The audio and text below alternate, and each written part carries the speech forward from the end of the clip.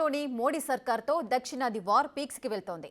రాజకీయ ప్రాతినిధ్యంలో సౌత్ స్టేట్లకు అన్యాయం చేయడం ఏమాత్రం ఒప్పుకోమంటూ 4 రాష్ట్రాలు ఏకమయ్యాయి.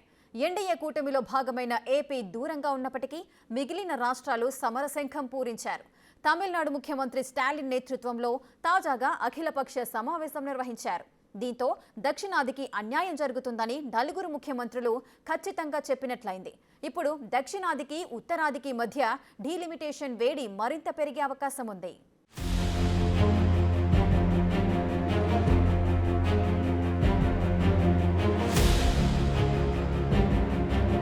దేశవ్యాప్తంగా రాజకీయ పరిస్థితుల్లో మార్పులు వస్తున్నాయి. అంతర్జాతీయంగా భారత పరపతి పెరుగుతున్నప్పటికీ స్వదేశంలోని వివక్ష రాజ్యమేలుతుందనే అభిప్రాయాలున్నాయి. సొమ్ముకడిది సోకుకడిది అన్నట్లు దక్షిణాది రాష్ట్రాల నుండి అధికంగా లాభాలు పొందుతున్న కేంద్ర ప్రభుత్వం కేటాయింపుల్లో మాత్రం ఈ రాష్ట్రాలకు మొండి చేయి చూపిస్తుందని ఎంతో కాలంగా సౌత్ స్టేట్లు ఆరోపిస్తున్నాయి. అంతేకాదు దేశం అభివృద్ధి చెందాలనే ఉద్దేశంతో ఎంతో త్యాగం చేసిన దక్షిణ భారతదేశంలో ఇప్పుడు జనాభా క్షీణించడంతో రాజకీయ ప్రాతినిధ్యంలోనూ దక్షిణాదికి నష్టం వచ్చేలా ఉంది.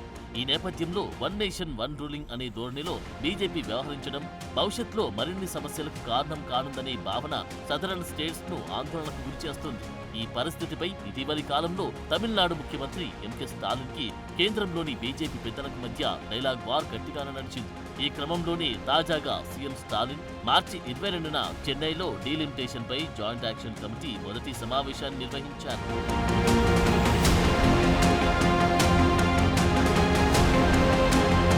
దక్షిణాదికి చెందిన 5 రాష్ట్రాల్లో ఆంధ్రప్రదేశ్ అధికార కూటమి పార్టీలు మినహా 4 రాష్ట్రాల అధినేతలు పలు పార్టీల నాయకులు హాజరయ్యారు. అయితే ఈ కార్యక్రమం ఉద్దేశం పార్లమెంట్లో దక్షిణాదికి న్యాయమైన ప్రాతినిధ్యం ఉండాలనే డిమాండ్ను కేంద్రానికి బలంగా చెప్పడమే.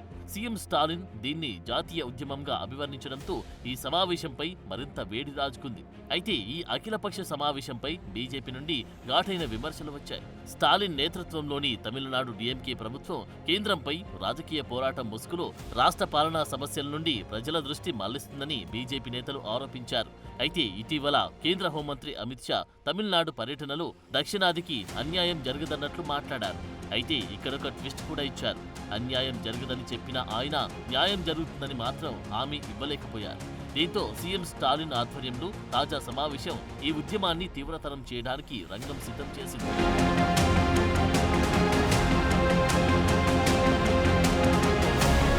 అయితే ఈ వివాదానికి ముఖ్య కారణం 2026లో నిర్వహించబోయే జాతీయ జనాభా లెక్కల తర్వాత జరగనున్న పార్లమెంటరీ సీట్ల డీలిమిటేషన్ ప్రక్రియ. ప్రస్తుత అంచనాల ప్రకారం తమిళనాడు, కేరళ, కర్ణాటక, ఆంధ్రప్రదేశ్, తెలంగాణతో సహా దక్షిణాది రాష్ట్రాలు జనాభా నియంత్రణను విజయవంతంగా సాధించాయి. దీంతో దక్షిణాదిలో జనాభా తగ్గి జన నియంత్రణను పాటించని ఉత్తరాదిలో జనాభా పెరిగింది. దీంతో జనాభా లెక్కల తర్వాత జరగబోయే డీలిమిటేషన్తో పార్లమెంట్లో దక్షిణాది రాష్ట్రాలు సీట్లు కోల్పోయే అవకాశం ఉంది. అదే సమయంలో అధిక జనాభా పెరుగుదల ఉన్న ఉత్తరాది రాష్ట్రాలు మరిన్ని సీట్లు పొందుతాయి. ఇక దీనివల్ల ఆర్థికంగా రాజకీయ ప్రాతినిధ్యంలోనూ దక్షిణాది కంటే ఉత్తరాదికి లాభం చేకూరుతుంది.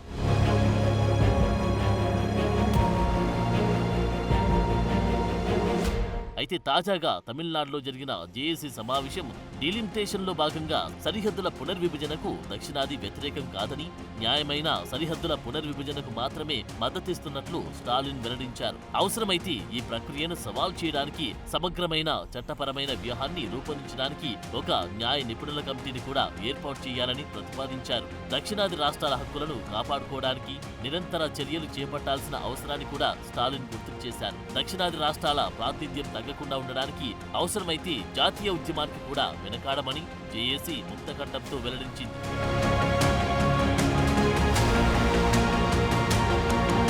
ఇక సరిహద్దుల పునర్విభజనపై దక్షిణాది జేఏసీ కమిటీ 7 అంశాల తీర్మానాన్ని విడుదల చేసింది. దేశంలో ప్రజాస్వామ్యాన్ని మెరుగుపరచడానికి కేంద్ర ప్రభుత్వం నిర్వహించే ఎలాంటి సరిహద్దుల పునర్విభజన అయినా అది పారదర్శకంగా నిర్వహించాలన్నది ప్రధాన డిమాండ్గా ఉంది. ఇక అన్ని రాష్ట్రాల రాజకీయ పార్టీలు, రాష్ట్ర ప్రభుత్వాలు, ఇతర వాటాదారులు కూడా అందులో చర్చించడానికి, సహకరించడానికి వీలు కల్పిస్తుందని తీర్మానంలో వెల్లడించింది. అలాగే జనాభా నియంత్రణ కార్యక్రమాన్ని సమర్థవంతంగా అమలు చేసినప్పటికీ దాని ఫలితంగా జనాభా వాటా తగ్గిన రాష్ట్రాలకు సీట్లు ఏమాత్రం తగ్గకూడదని సూచించారు. ఈ దిశగా అవసరమైతే కేంద్ర ప్రభుత్వం రాజ్యాంగ సవరణ చేయాలని కోరారు.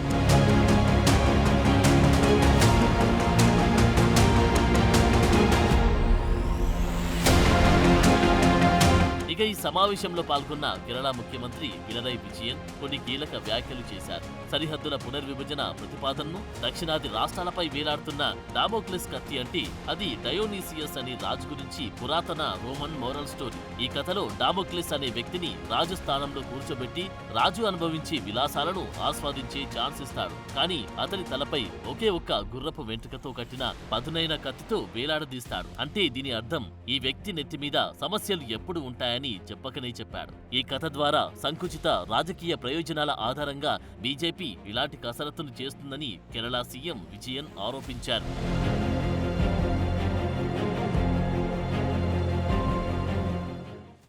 దక్షిణాది ఐక్యత వ్యాఖ్యలు ప్రస్తుతం దేశవ్యాప్తంగా చర్చనీయాంశంగా మారాయి.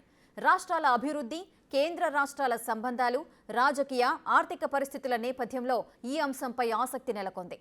కేంద్రంలో అధికారంలో ఉన్న బీజేపీ దక్షిణాదిని దోచుకుని తాము పాలిస్తున్న ఉత్తరాదికి రాష్ట్రాలకు దోచిపెడుతుందని విమర్శలొస్తున్నాయి. ఇక దక్షిణాది రాష్ట్రాలతో సంబంధం లేకుండా ఉత్తరాదిలో బీజేపీ అనుకూలమైన 4 రాష్ట్రాల సీట్లతోనే కేంద్రంలో గద్దెనెక్కాలనే ప్రయత్నాలు జరుగుతున్నట్లు అనుమానాలున్నాయి. ఈ క్రమంలోనే దక్షిణాదికి న్యాయం జరిగే వరకు ఈ అఖిలపక్ష పోరాటం చేయాలని నిర్ణయించుకుంది.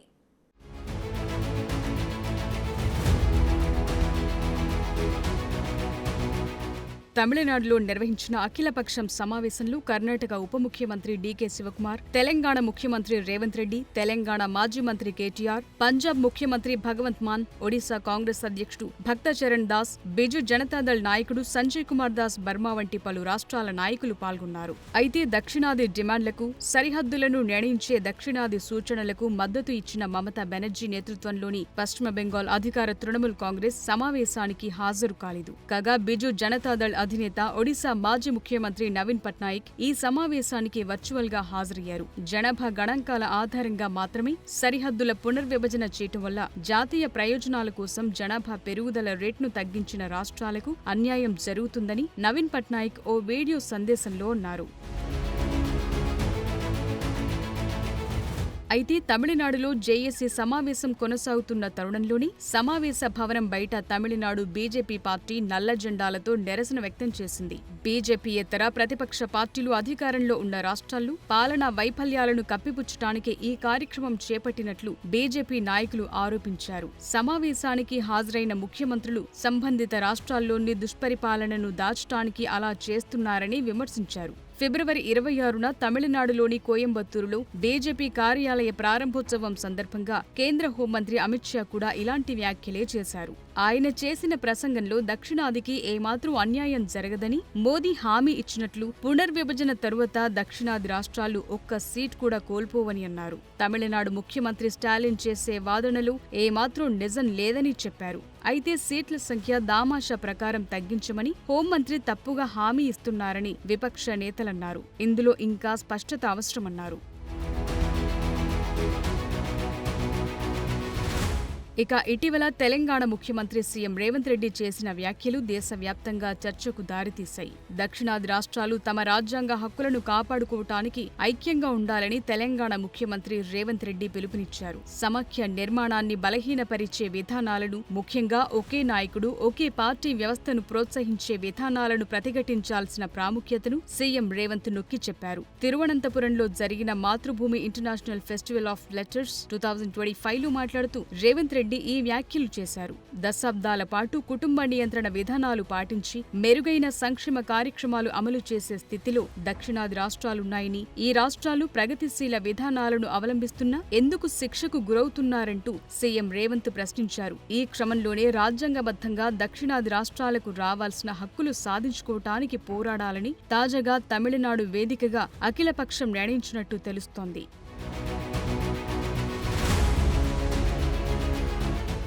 నిజానికి జనాభా ప్రకారం పార్లమెంటు నియోజకవర్గాల పునర్విభజన జరిగితే దక్షిణాది రాష్ట్రాల్లో లోక్సభ స్థానాలు తగ్గుతాయి. దీనివల్ల బీహార్, మధ్యప్రదేశ్, రాజస్థాన్, ఉత్తరప్రదేశ్ వంటి రాష్ట్రాల్లో గెలిచే సీట్లతోనే కేంద్రంలో ప్రభుత్వాన్ని ఏర్పాటు చేసుకోవచ్చు. కేంద్రంలో ప్రభుత్వం ఏర్పాటు చేయడానికి దక్షిణాది రాష్ట్రాలపై ఆధారపడాల్సిన అవసరమే పార్టీలకుండదు. అందుకే జనాభా లెక్కల ప్రకారం కాకుండా ప్రతి రాష్ట్రానికి 50% సీట్లు పెంచాలని దక్షిణాది డిమాండ్ చేస్తోంది. లేకపోతే లోక్సభ నియోజకవర్గ వర్గాలు తక్కువగా ఉండటం వల్ల జాతీయ నిర్ణయాధికారంలో దక్షిణాది రాష్ట్రాల ప్రభావం తగ్గిపోతుందని అంటున్నారు. అందుకే దక్షిణాది రాష్ట్రాల సీఎంలైన AP CM Chandrababu, Tamil Nadu CM Stalin ఇటీవల పిల్లల్ని ఎక్కువ మందిని కనాలని రాష్ట్ర ప్రజలకు విజ్ఞప్తి చేశారు. ఈ ఇద్దరు సీఎంలు చేసిన విజ్ఞప్తులకు కర్ణాటక, తెలంగాణ, కేరళ నుండి కూడా మద్దతు లభించింది.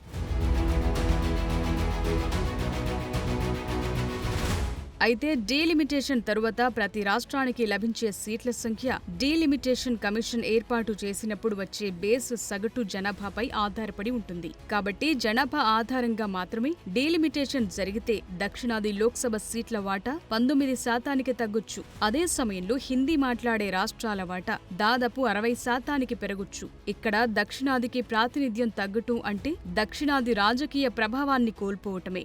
బీజేపీ ఆధిపత్యమున్న హిందీ మాట్లాడే రాష్ట్రాలు లాభపడటం ఇది ఖచ్చితంగా జాతీయ విధాన రూపకల్పనపై ప్రభావం చూపుతుందనటంలో సందేహం లేదు. అలాగే ఇది ఆర్థిక వాటా, రాబడికి సంబంధించిన ఇతర వివాదాలకు కూడా కారణమవుతుంది.